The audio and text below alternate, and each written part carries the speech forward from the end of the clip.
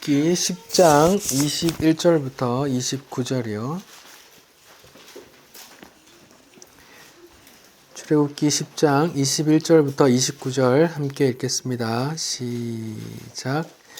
여호와께서 모세에게 이르시되 하늘을 향하여 내 손을 내밀어 애굽 땅 위에 흑암이 있게 하라. 곧 더듬을 만한 흑암이리라. 모세가 하늘을 향하여 손을 내밀매 캄캄한 흑암이 3일 동안 애굽 온 땅에 있어서 그 동안은 사람들이 서로 볼 수 없으며 자기 처소에서 일어난 자가 없으되 온 이스라엘 자손들이 거주하는 곳에는 빛이 있었더라. 바로가 모세를 불러서 이르되 너희는 가서 여호와를 섬기되 너희의 양과 소는 머물러 두고 너희 어린 것들은 너희와 함께 갈지니라. 모세가 이르되 왕이라도 우리 하나님 여호와께 드릴 제사와 번제물을 우리에게 주어야 하겠고 우리의 가축도 우리와 함께 가고 한 마리도 남길 수 없으니 이는 우리가 그 중에서 가져다가 우리 하나님 여호와를 섬길 것임이며 또 우리가 거기에 이르기까지는 어떤 것으로 여호와를 섬기는지 알지 못함이니이다 하나 여호와께서 바로의 마음을 완악하게 하셨으므로 그들을 보내기를 기뻐하지 아니하고 바로가 모세에게 이르되 너는 나를 떠나가라. 스스로 삼가 다시 내 얼굴을 보지 말라. 내가 내 얼굴을 보는 날에는 죽으리라. 모세가 이르되 당신이 말씀하신 대로 내가 다시는 당신의 얼굴을 보지 아니하리이다. 아멘. 벌써 9번째 흑암 재앙입니다. 지금 출애굽기 10가지 재앙을 하고 있는데 막바지에 접어들었어요. 근데 여러분은 어떤 생각이 드세요? 현대 기독교를 상징하는 하나님의 이미지는 사랑이에요. 날 사랑하시는 하나님, 날 도우시는 하나님, 내가 무슨 짓을 해도 용서해 주시는 하나님, 그런 하나님인데 출애굽기에서는 하나님을 경외하지 않는 왕과 그 나라와 그 백성을 무섭게 10번이나 반복해서 재앙을 내리는 아주 심판하시는 하나님의 모습이 나와요. 그러니까 현대 기독교가 얼마나 편향된 하나님의 모습만 전하고 있는지 알 수 있어요.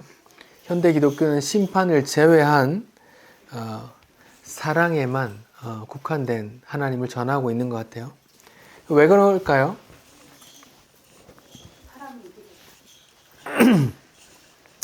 이기적이면 어때? 이기적이면 심판을 전하면 왜 안 돼요? 안 돼. 현대교회에서 심판의 메시지가 사라지고 있는 것은 현대교회가 추구하는 바가 있기 때문에요. 뭘 추구하기 때문에?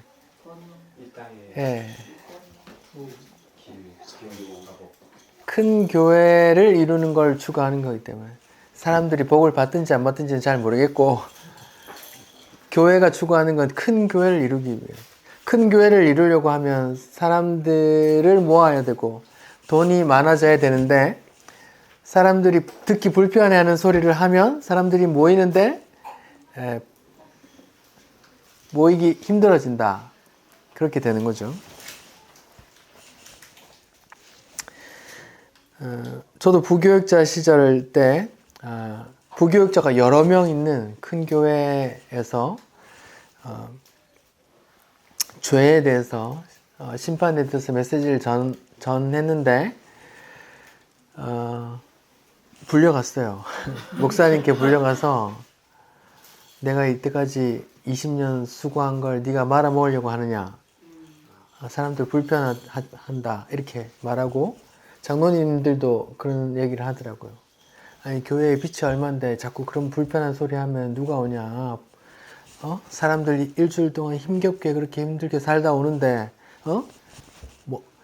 그 죄에 대해서 심판에 대해서 얘기하면 누가 좋아하겠냐. 네 같으면 오겠냐. 이렇게 얘기하시더라고요.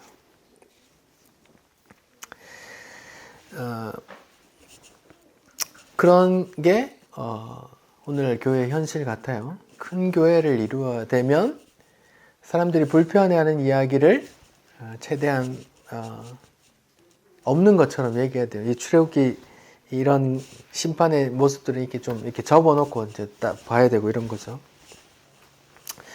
그리고 또 출애굽 재앙을 지금 보고 있는데 여러분은 어떤 생각이 드세요? 재앙들이 좀 세련됐다고 생각하세요? 아니면 좀 구시대적이라고 생각되세요? 어떠세요? 뭐 팔이 날라오고 뭐 이 날라오고 뭐 메뚜기 날라오고 뭐 어떠세요? 좀 촌스럽다는 생각 안 드세요? 좀 구시대적이다는 그런 생각 안 드세요? 좀 오늘날 우리가 생각하기에는 좀 재앙이라고 할 법하면 막 수소, 원자, 폭탄 뭐 이런 것 들어서 막 이런 거 좀 기대하는데 좀 하나님이 너무 좀 구시대적인 거 아닌가 이런 생각이 저는 들더라고요. 근데 하나님은 왜 이런 재앙으로 애굽을 초토화시킬까요?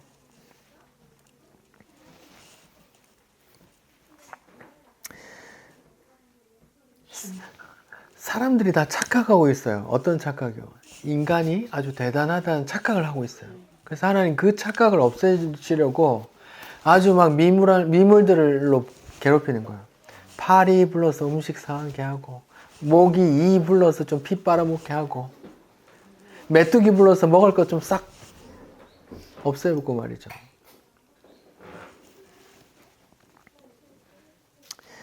메뚜기는 좀 연약해 보이지 않나? 팔이 연약해 보이지 않나? 아니요. 그런 거 보내면 우리 음식 다 상해서 먹을 게 없다니까요. 메뚜기 지나가면 여기 귤밭에 잎이 다 없어진다니까요. 귤은커녕 곡식 다 없어진다니까요. 메뚜기가 지나가면 우리가 먹을 게 없어져요. 기아가 발생된다니까요. 그러면 애들이 말하겠죠. 라면 먹으면 되잖아요. 라면도 미리 있어야 만들 거 아니에요. 그럼 고기 먹으면 되잖아요. 고기도 풀이 있어야 먹을 거 아니에요.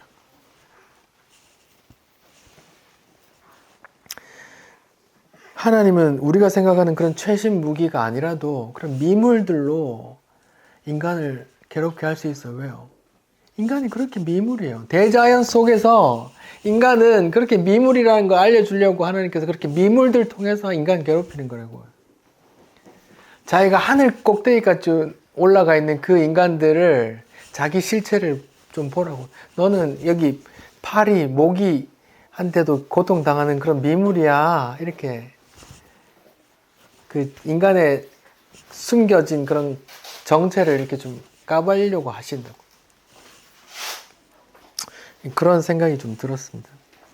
하나님은 메뚜기나 우박으로도 인류를 다 멸망시키실 수 있는 그런 하나님이세요. 9번째, 흑암 재앙을 이제 찾아보겠습니다. 여러분 생각나세요? 제가 출애굽 재앙을 3개씩 묶을 수 있다고 말씀드렸는데 보통 이제 3개씩 묶으면 첫 번째 재앙, 두 번째 재앙은 뭐 예고하고 경고하고 한단 말이죠. 근데 세 번째 재앙은 경고 없이 바로 쳤어요. 세 번째 이 재앙이 그랬고요. 6번째 악송 종기 피부병 재앙이 그랬고요. 이번에도 9번째예요. 그러면 경고가 있어요, 없어요? 경고 없이 바로 모세에게 바로에게 이거 가서 백성 보내라고 해. 안 하면 내일 이런 게 아니란 말입니다. 바로 그냥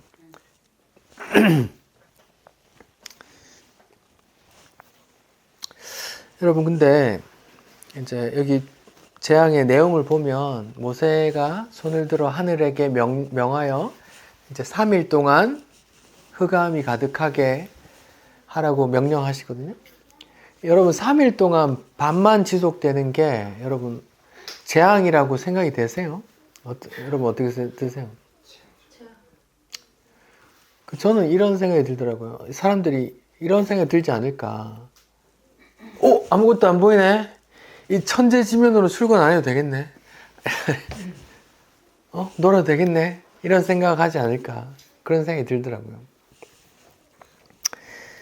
근데 제가 지금부터 이 흑암 재앙이 왜 재앙에까지 이르렀는지 말씀을 좀 드릴게요. 여기 보시면 10장 21절에 보면 흑암이 있으라 하고 어떤 흑암이 어떤 곧 어떨 만한 더듬을 만한 흑암이에요. 우리는 이런 흑암을 본 적이 없어요. 아무것도 안 보여서 더듬거려야만 하는 그런 흑암 우리는 만나본 적 없잖아요. 왜요? 밤에 달이 있고 별이 있기 때문에. 제가 군에서도 거기 뭐 불빛 잘 없거든요. 그 비무장지대 가면 불빛도 없고 한데 저녁에 그 밝은 데 있다가 거기 들어가도 조금만 있어요. 한 5분만 있으면 눈이 적응돼서 또 이렇게 눈알이 커져서 동공이 커져서 이렇게 보여요. 근데 지금 여기서 말하는 재앙은 우리가 만난 적 없는 아무것도 안 보이는 재앙이에요. 우리는 만나본 적 없죠. 우리는 경험한 적이 없어요. 이렇게 앞에 뭐가 있는지 몰라서 이렇게 더듬거려야 하는 재앙. 눈이 있지만 봉사가 된 그런 느낌. 일단은 진짜 칠흑같이 어두운 거예요. 그렇다고 그게 그냥 누워만 있으면 되지 않냐? 무슨 큰 재앙이겠느냐? 그것도 9번째 이 끝에 갖다 놨을까? 이런 생각이 들잖아요. 아닙니다. 이게 9번째 오는 재앙의 이유가 있는데요. 그건 바로 이집트에서 최고 신이 어떤 존재이기 때문에요. 최고 신이 뭘까요? 네, 맞습니다. 제가 카톡에 좀 올려드렸어요. 카톡에 보시면 첫 번째 사진이 그 태양신 라 혹은 레 혹은 아몬 레라는 이름으로 섬김 받았던 신이에요. 뭐 하늘을 나는 새니까 막 매 모양으로 되어 있고요. 이렇게 머리에 태양을 이고 있어요. 이집트에서 최고 신이 태양신이에요. 그래서 바로를 자기 스스로를 뭐라 그래요? 왕을 누구의 아들이라 그래요? 태양신의 아들이라고 그래요. 보세요. 태양을 숭배하는 이유가 이래요. 태양이 아침에 떠요. 아침에 떠서 막 광활하게 막 뜨거운 열기를 뿜다가 저녁에는 다시 져요. 죽었다고 생각해요. 근데 아침에 되면 다시 부활해서 다시 한다 그래요. 그럼 태양은 아침마다 다시 부활해요. 그럼 태양신은 죽어요, 안 죽어요? 안 죽어요. 불멸의 신이에요. 그러면 태양신의 아들이라고 하는 바로 왕도 부활한다고 믿어요, 안 믿어요? 부활한다고 믿어요. 그래서 이집트에 뭐가 발달했어요? 미라, 피라미드를 그렇게 세운 거예요. 피라미드가 뭔데요? 그 왕이 부활하도록 잠깐 모셔놓는 왕궁이에요. 그 두 번째 사진을 보시면 그 피라미드 내부 구조가 나와요. 그 정확하게 남북으로 해가지고 이렇게 빛이 지나갈 때 빛이 들어오도록 만들어놨어요. 어디에? 왕의 묘실에. 태양이 부활해서 빛을 비추면 자기도 살아나라고 그렇게 해놨단 말이에요.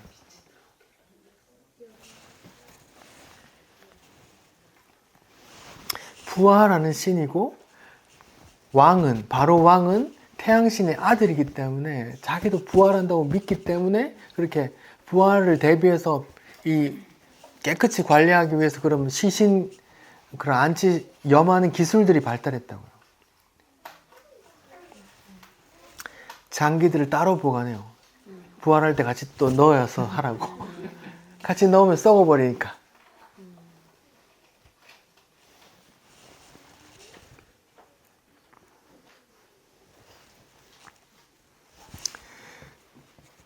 그리고 세 번째 사진은 오벨리스크 사진인데요. 이집트에 오벨리스크가 수백 개 있었는데 그걸 다 훔쳐갔어요. 누가? 뭐 영국이 훔쳐가고 프랑스가 훔쳐가고 스페인이 훔쳐가고 다 훔쳐갔어. 지금 보여드린 오벨리스크는 어디에 있는 거예요? 옆에 뭐가 보여요? 에펠탑이 보여요. 에펠탑 근처에 있어요. 이게. 원래는 이집트 신전 앞에 오벨리스크가 있었어요. 오벨리스크는 한 30m 되는 높이의 이렇게 돌기둥이거든요. 그걸 피라미드와 똑같이 정남북을 맞춰서 세우는데 그 위에 뭐가 씌워져 있어요. 오벨리스크 꼭대기에 그 보면 무슨 색이 돼 있어요? 금색이에요. 금을 씌워놔요. 그러면 태양이 이렇게 움직임에 따라서 그 오벨리스크 꼭대기에 얼마나 환하게 빛나겠어요. 그럴 때 그런 걸 보면서 이렇게 경배했단 말이에요. 누가? 이집트 사람들이. 그런 걸 보면서 태양신을 섬겼고 또 누구를 섬겨요? 그의 아들이라고 하는 바로를 섬겼단 말이에요. 그런데 어떤 일이 일어났어요? 태양은 아침에 떠서 저녁에 죽어서 다시 아침에 부활해야 되는데 태양이 갑자기 죽었다가 빛을 잃었다가 다시 안 떠요. 그럼 이집트 사람들은 어떤 생각이 들어요? 정신적인 충격을 먹은 거예요. 태양신이 죽었어? 태양신이, 불멸의 신이 죽었어? 이런 거예요. 아니면 옆에 보니까 저희 고센 땅에만 빛이 들어와요. 그럼 어떤 생각을 할까요? 태양신이 우리를 버렸어? 저기를 선택한 거야? 혹은 옛날에는 그 신들이 있으니까 신들의 전쟁인데 우리 신이, 우리 최고 신이 우리가 종으로 부리는 그 이스라엘의 신한테 졌어? 이런 정신적인 충격, 공황인 거예요. 9번째 재앙은 이런 보이는 것, 육적인 어떤 그런 재앙이 아니라 어떻게 사람의 마음, 이집트 사람들의 마음을 이렇게 완전히 뭉개버리는 이렇게 충격을, 혼돈을, 왜 너무 믿었던 사람이 갑자기 죽어버리거나 갑자기 뒤통수 치고 날아갔을 때 그 정신적인 충격이 대단하잖아요. 그런 감정이 애굽 전체 국가적으로 그런, 말하자면 마음이 철렁 내려앉았어요. 개인의 마음이 아니라 바로를 포함한 이집트 전체의 마음이 툭 내려앉았단 말이에요. 그래서 아무것도 할 수 없는 거예요. 불멸의 신이라고 모셨던 태양 신이 죽었어? 우리가 버려진 거야? 아니면 저 노예들의 신에게 우리 최고 신이 졌어? 뭐 이렇게 정신적으로 충격을 먹었단 말이에요. 그래서 아무것도 못하는 거예요.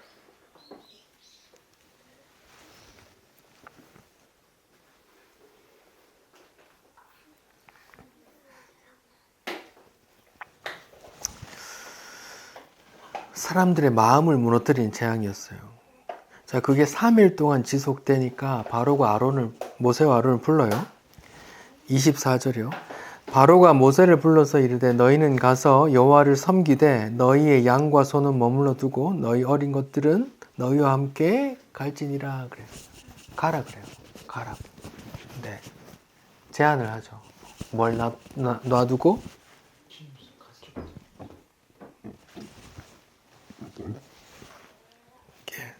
양과 소, 가축들을 놔두고 가래요. 여러분 이런 거 어떻게 생각하세요? 바로의 이런 의도가 뭘까요? 가지러 오라고. 네. 뭐 가라고 하는데 보내기 싫은 거죠. 가라고 하는데. 지금 잠깐 바로가 이제까지 재앙들에 대해서 좀 볼게요. 바로가 이제까지 재앙들 9가지 재앙을 거쳐오면서 4가지 재앙을 했어요. 첫 번째는 8장 25절에 이렇게 말했어요. 알았다 가라. 근데 광야로 가지 말고 어디서? 그냥 여기서 예배드려.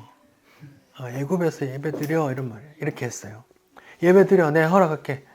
여기서 예배드리면 되잖아 이런 말이에요. 그런 건 하나님께서 광야로 가라, 3일길을 가라고 한 이유가 있는데 그거는 이제 이유가 있는데 뭘까요? 이런 건 이 말이에요. 전에도 말씀드렸다시피 세상 가치관으로 똑같이 살다가 일요일에 뭐뭐 하면 된다? 그냥 예배만 드리면 되잖아. 똑같이 살면 되잖아. 이런 거예요. 세상과 전혀 구분됨 없이 똑같이 살다가 그래 여기 똑같이 살아. 일요일날 예배만 드리면 되잖아. 이런 의미예요. 두 번째는요. 8장 28절인데요. 그래 알았다. 그럼 광야로 가는데 뭐예요? 너무 멀리 가지 마. 이런 말이에요. 너무 멀리 가면 안 돼. 이런 말이에요. 다른 말로 하면 뭐예요? 교회에 미치지 마. 이런 말이에요. 신앙, 믿음에 너무 미치지 마. 미치면 안 돼. 이거 저도 많이 들었는데 미쳐있네 제가. 세상과 너무 거리를 두면 너가 세상에서 감각을 잃으면 안 되니까 이렇게 세상이나 교회나 하나님 말씀이나 뭐요? 한 곳에 치우치지 말고 중도를 지켜 이런 말. 아주 좋은 말 같잖아요, 그렇죠? 이것도 아니고 저것도 아니란 말입니다.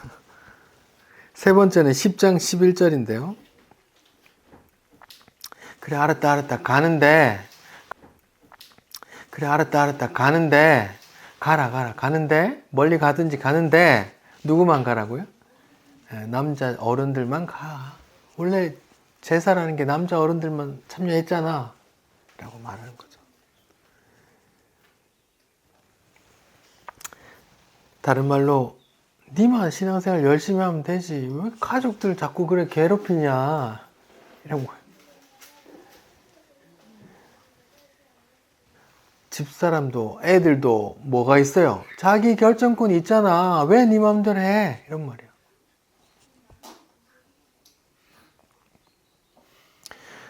지가 스스로 결정하게 해야지 왜 네가 결정해? 이렇게 말해요. 아무것도 모르는 애들이 자기가 선택하라고 하면 뭘 선택할까요?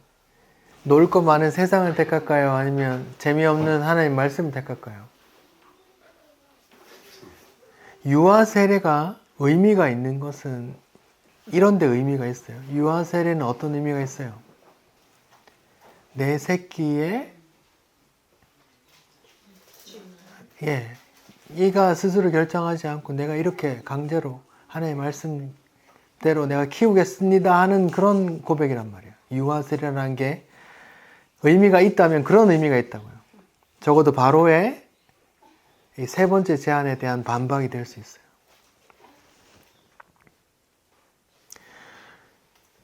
근데 많이들 그렇게 생각해요. 많은 부모들이 어떻게 해요? 자녀들이 다 큰 게 아니고 어린 자녀들인데 지가 알아서 결정해야죠. 종교는 우리나라는 종교의 자유가 있잖아. 이렇게 생각. 그게 되게 합리적이고 윤리적이고 이성적이고 인권 존중적인 그런 생각이고 바른 생각 같잖아요. 성경에서 말하는 건 뭐래요? 지난주에도 말씀드렸듯이 이 하나님을 누구에게? 애들에게 계속 전하라는 거예요. 계속 뭐 머리에 띠를 매고 뭐 어디에 띠를 매고 계속 전하라는 거예요. 아무것도 모르는 애들 하나님 가르치란 말이에요. 그렇게 하거든요.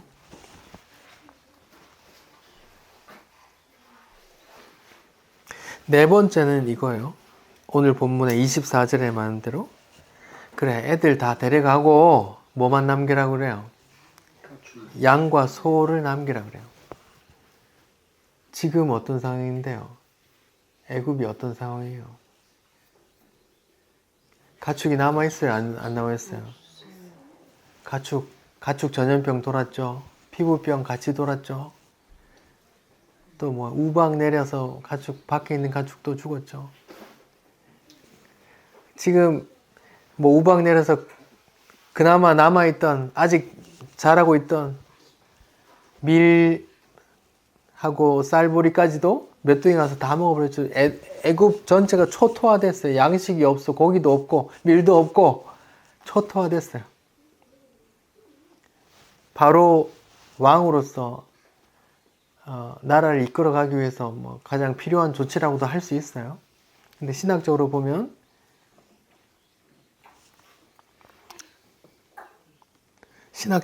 이거예요. 재물은 두고 가라 이 말이에요. 하나님께 가는데 뭐 네 몸만 가고 네 가족만 가고 뭘 놔두래요. 재물을 놔두고 가라 이런 의미가 돼요. 다른 말로 하면 하나님께 올인해서 그냥 거지 되지 말고 언제든 세상에서 자리 잡을 수 있도록 재산은 여기 두란 말이에요. 재산은 교회에 뺏기지 말고 언제든 지켜 이런 말이에요.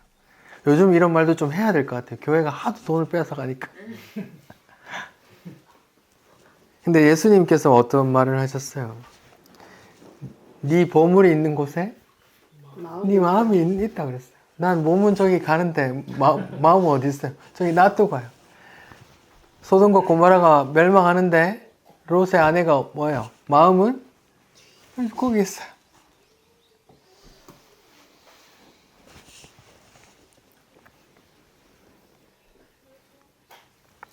신기하죠? 참 신기하게도 바로의 이 네 가지 제안들은 아직까지도 오늘날도 성도들의 마음을 계속 유혹하는 그런 제목들이에요.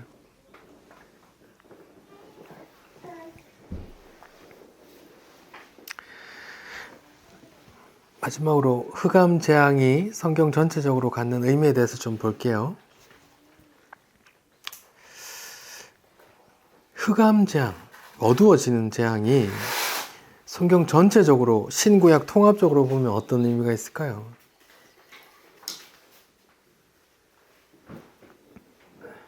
십자가상에서. 네. 그것도 좀 이따 다룰 건데 제가 지금 상황을 말씀드릴게요. 지금 온 애굽이 캄캄한 어둠이에요. 캄캄해. 네, 캄캄해. 그리고 온통 애굽이 다 초토화됐어요. 그런 상황이에요. 근데 어디만 빛이 있어요? 저기 보니까 고센 땅에 빛이 있어요. 여러분 생각을 해보세요. 해가 있으면 어디만 이렇게 비추는 게 돼요? 안 되죠. 이렇게 비치잖아요. 근데 거기만 있단 말이에요. 하나님께서 어떤 필터를 썼는지 모르겠는데 거기만 있대요. 거기만. 자 보세요. 애굽 전체는 캄캄하고 완전 흑암과 완전 초토화되어 있고 땅이 어떤 부분은 쫙 빛이 나 있는 거예요. 그런 배경을 보면 보이는 것만 보면 여기는 빛, 여기는 어둠 이런 딱 분리되어 있어요. 이런 광경을 좀 찾아볼게요. 먼저 창세기 1장을 보십시다. 창세기 1장에 보면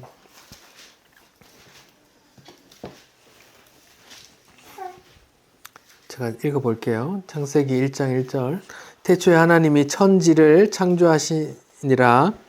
2절 땅이 혼돈하고 공허하며 흑암이 깊음 위에 있고. 지금 애굽의 상황이 이런 상황이에요. 아 그래? 알아듣나? 지금 애굽의 상황이 땅이 혼돈하고 공허하고 흑암이 가득해요. 애굽 땅이 혼돈하고 공허한 거 어떻게 아냐고요? 이때까지 8번의 재앙으로 그렇게 됐어요. 물이 피로 변하고 파리, 모기, 메뚜기, 가축병, 전염병, 피부병, 우박 내려, 메뚜기 내려, 온 땅이 다 막 질서도 없고 뭐 혼돈은 무질서고 막 그래요. 그런데 뭐까지 왔어요? 9번째 재앙, 이 흑암까지 온 거예요. 하나님께서 지금 창조 기사를 시작하려고 하는 어떤 시점의 상황으로 만들어 놓으신 거예요. 3절이요. 하나님이 이르시되 그런 상황에서 뭐라고 명하세요? 빛이 있으라 하고 빛을 비추세요. 그 빛이 하나님 보시기에 좋았다고 하시고 하나님이 무엇과 무엇을 나누세요? 빛과 어두움을 나누사 빛을 낮이라 부르시고 어둠을 밤이라 부르시니 저녁이 되고 아침이 되는 첫째 날에 이렇게 말해요. 창세기 1장 5절까지 되게 이 안에 다 들어가 있는 것 같죠? 아닌가요? 애굽, 출애굽 상황에 9번째 재앙이 내려진 그 상황이란 말이에요.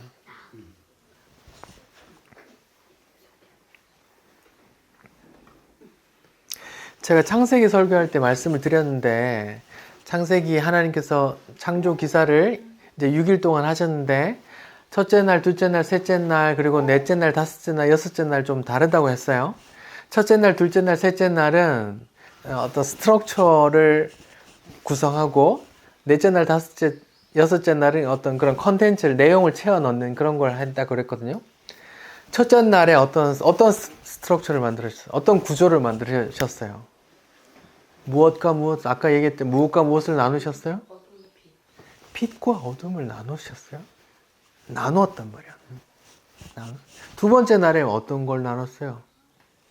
물을 나누셨어요. 뭘로? 궁창으로. 궁창 위의 물과 궁창 아래 물을 나누셨어요. 셋째 날에 뭘 나누셨어요? 뭘과 무엇을 나눴어요? 물과 육지를, 바다와 육지를 나누셨어요. 이렇게 세 날 동안에는 뭐예요? 구조, 스트럭처를 구성하셨는데 주로 하신 일이 뭐예요? 분리하는 거예요. 분리. 빛과 어둠, 궁창 위의 물과 아래 물, 그러니까 땅과 바다를 이렇게 나누셨단 말이에요. 그리고 네 번째, 다섯 번째, 여섯 번째 하늘에 해달별 채우고 새 날려보내고 바다에 물고기 집어넣고 땅 위에 식물들하고 짐승들하고 사람을 이렇게 채워 넣었단 말이에요.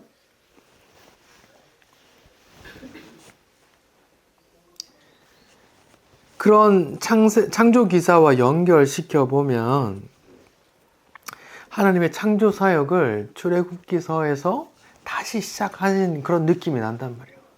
하나님께서 이제 9번째 재앙까지 애굽 땅을 혼돈하고 공허하고 흑암의 상태를 만들어 버리셨고, 그때 빛을 쫙 고센 땅에만 비쳤어요. 그리고 빛과 어둠을 분리해 놓으셨단 말이에요. 그리고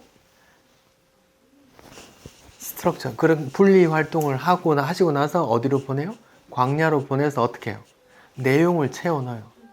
하나님께서 불기둥, 구름기둥을 함께 하시고 계명을 주시고 하면서 어떻게 해요? 그 내실을, 성도들의 내실을, 컨텐츠를 채워 가신다. 그리고 나서 어디로 인도하세요? 가나안 땅으로 들어가죠. 가나안 땅이 뭐예요? 가나안 땅에서 뭐예요? 일곱째 날 뭐예요? 창조기사에서 일곱째 날 안식하는 거예요. 그 안식의 땅으로 들여보내는 게, 약속의 땅으로. 출애굽기에서 하나님께서 창조 사역을 다시 한번 반복하는 그런 그림이 여기 담겨 있단 말이에요.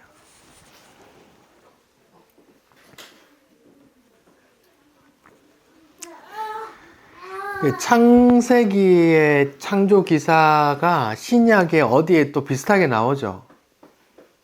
어디에 나오죠? 예, 요한복음 1장의 태초에 나오잖아요. 요한복음 1장을 같이 봅시다. 요한복음 1장을 봅시다.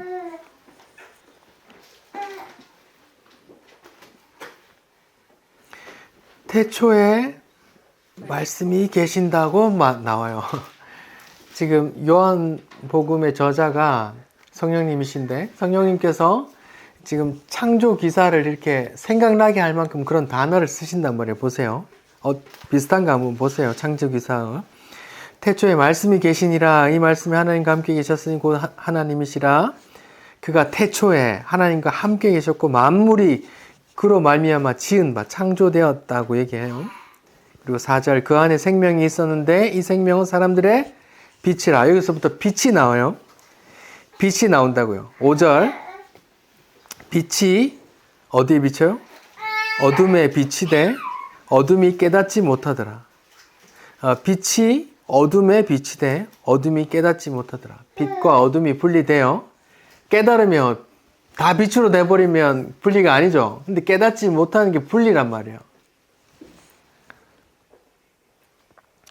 그래서 하나님께로 보내심 받은 사람이 있었으니 세례 요한이 나와서 이제 빛을 이제 유도하는 거예요.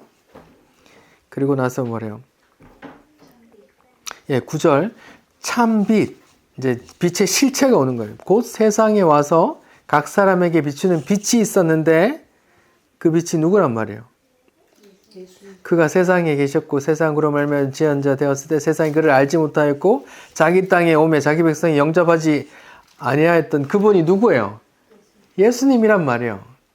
그러면 창세기부터 출애굽기 9번째 재앙에서 나온 그 빛도 그리고 요한복음에서 나오는 그 빛도 그 누구란 말이에요? 예수님을 말한단 말이에요. 창조기사에 굉장한 의문이 있는데 그게 뭐예요?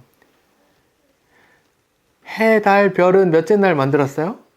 넷째 날 만들었는데 첫째 날 빛은 뭐야? 이런 거예요. 그 빛이 말하는 게, 그 빛이 가리키는 게 따로 있다고 성경은 계속 이렇게 힌트를, 이렇게 주소를 달아놔요, 계속. 이렇게 따라와 하고, 이렇게 찾아와 하고, 숨은 그림 찾기처럼 이렇게 숨겨놨단 말이에요. 근데 요한복음 1장에서 그가 예수래요. 자기 땅에 왔는데 영접하지 아니하더라 그래요. 그런데 영접하는 자, 그 이름을 있는 자들에게는 하나님의 자녀가 되는 권세를 주셨다 그래요.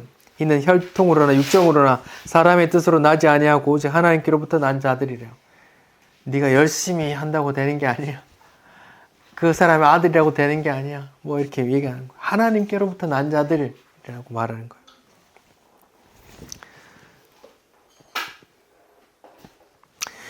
창조 기사도 출애굽 재앙도 신약에 오니까 그 빛이 예수님을 가리키는 거란 말이에요. 요한복음 3장에 또 밤에 누가 찾아와요? 누가 찾아와요? 예. 산헤드린 공회원이자 율법 선생인 나이 많은 니고데모라는 사람이 찾아와요. 근데 거기에 3장 2절에 보니까 밤에 찾아왔다 그래요. 밤에요. 근데 빛이신 예수께 누가 찾아왔어요. 밤에. 출애굽 상황이고 9번째 재앙인 거예요. 다 어둠인데 고센 땅만 빛이에요. 다 어둠인데 예수님만 빛이에요. 그런데 니고데모가 이 밤에 어둠에 속한 자가 지금 빛에 나오는 그런 그림이라고요. 그러면서 얘기를 해요. 하나님의 빛을 비춰줘요. 어떻게? 사람이 거듭나지 않고서는 하나님의 나라를 볼 수도 들어갈 수도 없다고 하니까 이 어둠이 알아들어요? 못 알아들어요? 니고데모가. 율법에 빠삭한데 뭔 소린가? 이게 뭔 소린가? 사람이 장성했는데 어머니 뱃속에 어떻게 들어갔다 다시 나옵니까? 이렇게 한단 말이에요. 빛이 비치는데 어둠이 깨닫지 못하더라 한단 말이에요. 그래서 이 빛을 누가 알아보게 해요? 성령님께서 한단 말이에요. 물과 성령으로 나야 된다고 하는 거예요.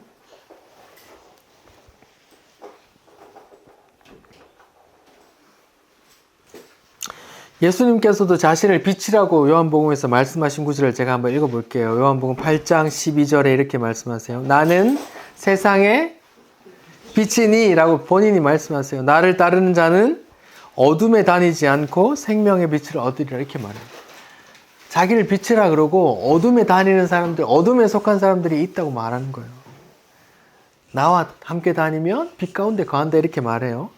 요한복음 12장 35절 이렇게 말씀하세요. 예수님이 아직 잠시 동안 빛이 너희 중에 있으니 빛이 있을 동안에 다녀 어둠에 붙잡히지 않게 하라. 어둠에 다니는 자는 그 가는 곳을 알지 못한다 이렇게 말해요.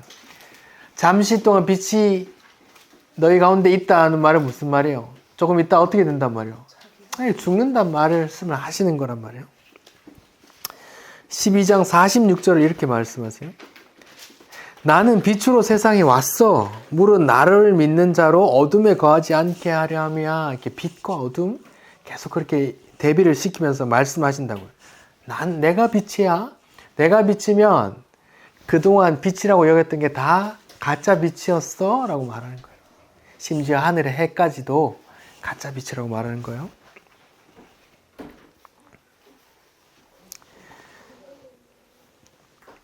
그 빛으로 오신 예수님이 십자가 사건에서 죽으실 때 예수님이 죽으니까 갑자기 어떻게 돼요? 어둠이 내리는 거예요. 한번 찾아봅시다. 마태복음 27장 51절부터 아니 45절 마태복음 27장 45절부터 제가 읽어볼게요. 예수님이 이제 돌아가시는 장면이에요. 마태복음 27장 45절 제6시로부터 온 땅에 어둠이 임하여 제9시까지 계속되더니 여기 성경에 제6시라고 하면 여기서 6을 더하면 로마 시간이 돼요. 우리가 사용하는 로마 시간 6을 더하면 몇 시부터 몇 시까지예요? 12시부터 15시 12시부터 낮 12시부터 오후 3시까지 뭐가 한창 빛이 발해야 되는 그 시간에 뭐예요? 빛이 없어져 버려요. 왜요? 그 빛이 무엇을 가리키는 모형이기 때문에요. 예, 태양도 달도 그 태양도 예수님의 모형으로 있기 때문에 예수님이 죽을 때 그 모형이 또 사인을 한단 말이에요. 예수님이 죽었네 하고 깜빡 어둠을 준단 말이에요.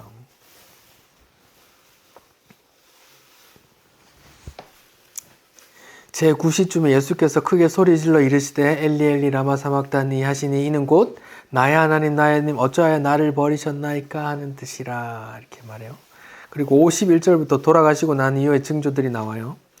예수님 돌아가실 때 징조가 4가지 있었어요. 첫 번째는 하늘에 태양이 어두워지는 거예요. 흑암, 그 다음에 지진, 그리고 휘장이 찢어지는 거, 4번째 죽은 자가 부활하는 그런 소동이 있었어요. 51절이요. 이에 성소 휘장이 위로부터 아래까지 찢어져 둘이 되고 땅이 진동하며 바위가 터지고 성소 휘장이 위에서부터 누군가 찢었단 말이에요. 성소 휘장이 의미하는 게 뭔데요? 성소와 지극히 거룩한 지성소를 구분하는 거란 말이에요. 하나님이 계신 지성소에 하나님이 계시다고 하는 지성소에 지극히 거룩한 지성소에 아무나 오면 안 돼 하고 휘장을 쳐놨단 말이에요. 거기에 1년에 한 번 율법상에 대제사장이 자기 죽을까봐 자기 개인적으로 피를 뿌리고 희생 제사 한번 드리고 나서 그 피를 들고 이제 거기 들어갈 수 있는데 1년에 한 번 그렇게 거룩한 곳에 함부로 못 가는데 이제 주님이 그 길을 여셨단 말이에요. 그 휘장의 무늬가 뭐가 있어요? 그룹 이렇게 천사들 무늬가 있거든요. 그게 뭘 말하는 거예요? 생명나무로 가는 에덴 동산 동쪽에 뭐가 있었어요? 그룹들과 두루도는 불칼이 있었죠. 그게 막고 있던 게 이제 열린단 말이에요. 그래서 예수님이 자기를 뭐라고 또 얘기해요? 내가 곧 길이라고 말하는 거예요. 어디로 가는 길? 하나님께 가는 길.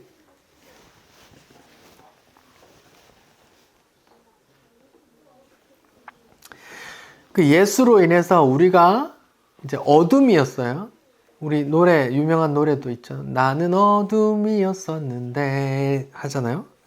이게 성도의 신분이 나는 어둠이었는데 그 빛을 보고 그 빛을 알아먹고 이제 빛으로 이렇게 빛 속으로 들어가는 거거든요. 예수 안에 뭐 이렇게 그런 신학적인 문장이 골로새서 1장 13절에 있는데 읽으면 이렇게 돼요. 그가 우리를 흑암의 권세에서 건져내사 그의 사랑의 아들의 나라로 옮기셨으니 이게 신학적인 용어란 말이에요. 그 아들 안에서 우리가 속량 곧 죄사함을 얻었다 그래요.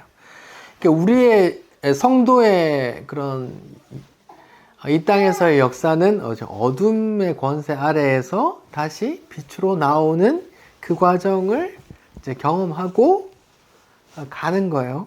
그 영원한 빛의 나라로 가는 거란 말이에요. 그런 성도가 마지막에 가야 될 출애굽기와 여호수아에서는 가나안 땅으로 약속의 땅으로 그려졌던 그 모델이 신약에 가면 계시록에 어디요? 새 하늘과 새 땅으로 묘사되는데 그 성경 구절을 한번 봅시다. 요한계시록을 한번 봅시다. 요한계시록 21장이요. 요한계시록 21장. 요한계시록 21장, 22장은 이제 마지막 그 새하늘과 새 땅이 펼쳐지는 곳이에요. 제가 읽어볼게요. 1절. 또 내가 새 하늘과 새 땅, 이걸 한자로 하면 신천, 신지예요. 줄이면 신천지예요. 어떤 이단 이름이 아니라 성경에 이런 게 있단 말이에요. 처음 하늘과 처음 땅은 뭐예요? 없어졌고, 뭐가 없대요? 바다도 있지 않더라. 자, 처음에 창조 기사에서 뭔가 분리하는 게 있었잖아요. 첫째 날에 뭘 분리했다 했어요? 빛과 어둠을 구분했어요. 두 번째는 궁창 위의 물과 궁창 아랫물이 바다예요.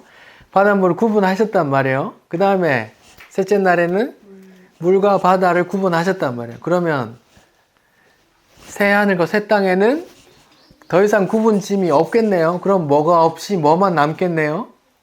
빛만 있고 궁창 위에 물만 있고 바다 없고 육지만 있는 거네요.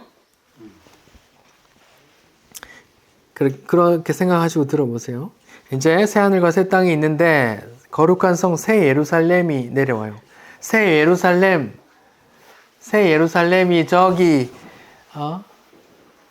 팔레스타인 가나 지구에 거기 그 땅을 회복하라는 말이 아니란 말이에요. 그게 성도예요, 성도.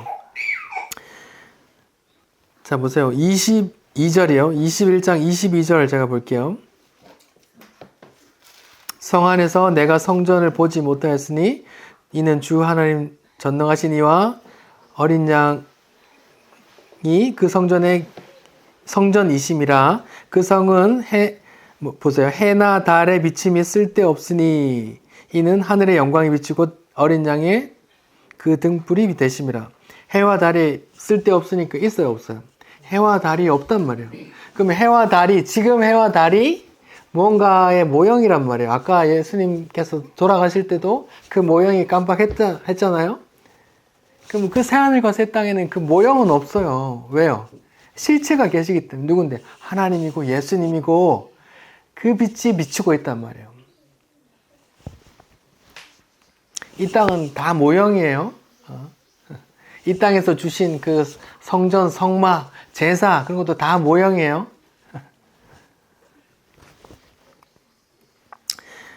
그 성은 해와 달이 쓸데없다 그래요. 22장 5절 볼게요.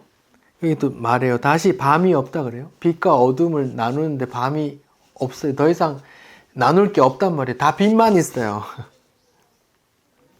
등불과 햇빛이 쓸데없어요. 그러면 등불과 햇빛이 있어요, 없어요? 없단 말이에요.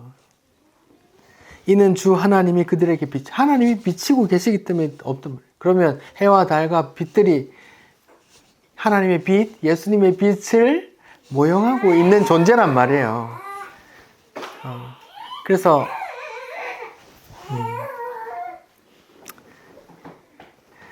그러니까 새하늘과 새 땅에는 없는 것들이 몇 가지 있어요. 말씀 들어보면 아시겠지만 다시는 뭐가 없이? 밤이 없이, 예. 해와 달 별도 없고 뭐도 없어요. 저주도 없다고 표현도 해요. 또 눈물을 닦아주시기 때문에 더 이상 눈물도 없다고 하시고 그런 곳이 새하늘과 새 땅이에요.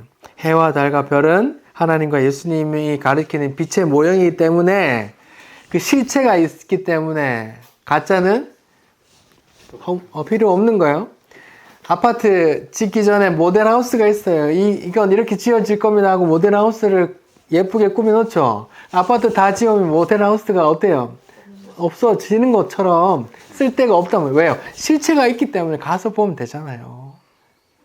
이 하늘의 해와 달과 별도 그 빛의 모형이란 말이에요. 하나님이 비추는 빛, 예수님이 비추는 빛. 그곳에서 실체이신 하나님과 예수님의 빛이 우리를 비추시니 더 이상 밤이 없다 그래요. 그리고 해, 달, 별도 필요가 없게 되는 거예요. 그 빛의 나라를 소망하십시다. 기도하겠습니다. 하나님 감사합니다. 9번째 흑암 재앙을 창조 기사로도 또 예수님으로도 새하늘과 새 땅으로도 또 말씀해 주시니 감사합니다. 주님, 성도의 이 땅에서의 정체성이 흑암의 권세에서 빠져나와 빛의 그 아들의 나라로 가는 과정이라고 또 말씀해 주시니 감사합니다. 주님, 우리가 이 육을 벗는 날까지 자유롭진 않지만 주님, 우리를 그 사랑의 아들의 나라로, 빛의 나라로 인도하실 줄 믿고 예수님만 붙들고 살겠습니다. 늘 인도해 주옵소서. 예수님 이름으로 기도드립니다. 아멘. 우리 찬